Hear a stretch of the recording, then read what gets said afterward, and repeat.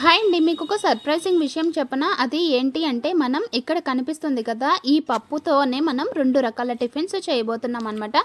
ఈ పప్పుతో ఎలా పాసిబుల్ అని అనుకుంటున్నారా? అయితే ఈ వీడియో మీరు కంపల్సరీ చూడాల్సిందే. ఈ పప్పుతో నేను ఇప్పుడు వడలు అలాగే ఇడ్లీ కూడా పెట్టాలి అని అనుకుంటున్నాను అనమాట. దానికోసం నేను మెత్తగా మిక్సీ పట్టేశాను. పట్టేసిన తర్వాత దీన్ని వడపిండిలకి కొంచెం తీసుకుంటున్నాను. ఇది ఎలా సరిపోతుంది అనుకుంటున్నారా? మీకు అందరికీ తెలుసు కదా! నేను, అరుణ్ మేమిద్దరం కూడా టిఫిన్ అనేది స్కిప్ చేసి ఓట్స్ కానీ లేకపోతే రాగి మాల్ట్ కానీ తీసుకుంటాం అనమాట. సో ఇవి చిక్కికి సరిపోతాయి.